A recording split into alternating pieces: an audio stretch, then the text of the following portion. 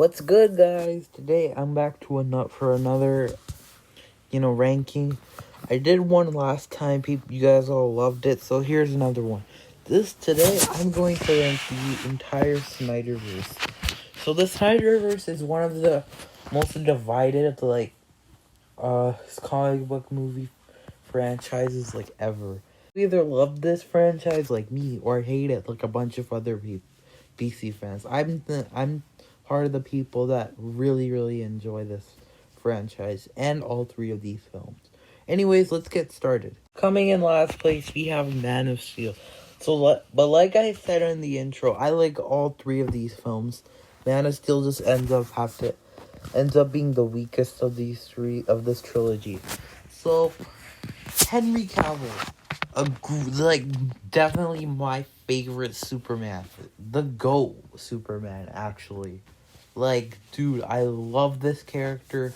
I like how it's more dark and grounded. It's different from other interpretations of Superman where he's all happy and jokey and stuff like that.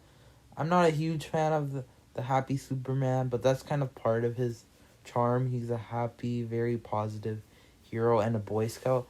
But I like the idea of a dark, realistic, and relatable Superman. That's what this whole Snyderverse is. Dark, realistic, and relatable. Which is a very fun way. A really good way to make a cinematic universe. So, Man of Steel, everything in this film is just perfectly casted. It's a great foundation for the other two films that followed. And I feel like if we haven't got so much studio meddling, we could have gotten at least 8 films from this whole Snyderverse instead of 3. But what Man of Steel does, it's great. It's a solid origin story. It's just a very good movie. General Zod is a great villain. He's not my favorite of the trilogy. Not my favorite villain, but he's good for what he is. So, Man of Steel, just everyone in this film is just casted perfectly. Second place on this list, we have Zack Snyder's Justice League. We're not including the theatrical version because that's not really a Snyderverse film because Zack Snyder didn't make it. But okay, let's go back to the Snyder Cut. So Snyderverse cut is amazing. I don't even need to explain. It's a complete perfect. If any comic book movie was an epic, this would definitely fit that title.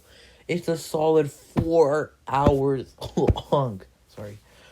And giving you 4 hours of runtime gives you all the time you need to set up the characters, the plot, the everything. This movie is just a complete, perfect movie.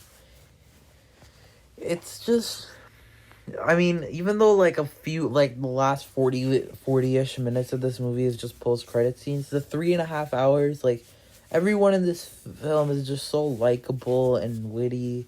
Even the Flash is somewhat likable, even though Ezra Miller is kind of a jerk. But yeah, so it's just a really good film. And when they revive Superman and that scene where he flies, and he faces the sun is just one of the best scenes ever. I love this movie a lot. Easily coming in first place for me is Batman v Superman: Dawn of Justice. But this is the Ultimate Edition because I don't watch the theatrical cut, so I don't include that movie in this list because I never seen the theatrical cut. So Batman v Superman, again, just like this whole Snyderverse, is very polarizing. Some people view it as one of the greatest comic book movies of all time, and others believe it's just some dark, gritty deconstruction of superheroes. I'm in the group that calls this thing probably one of the most amazing comic book movies ever.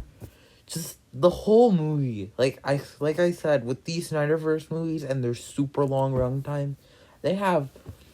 Zack Snyder is pretty much an artist. He's a visual storyteller. He tells stories with visuals.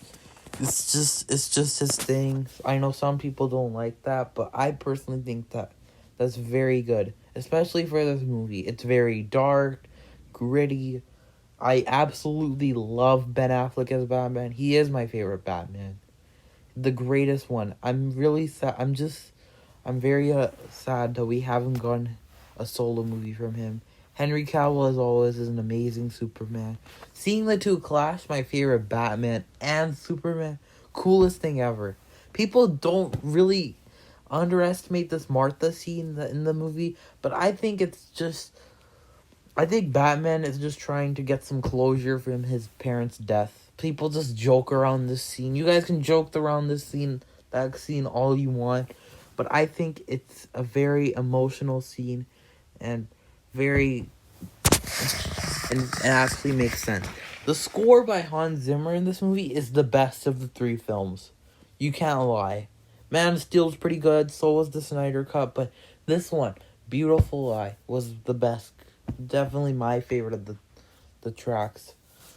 But just everything about this movie is just awesome. And the motivations actually make sense. Batman believes Superman can punch a crater into a building, and Superman believes that Batman is a vigilante above the law. It's just an amazing film. Lex Luthor is a great villain. My favorite of the Snyderverse.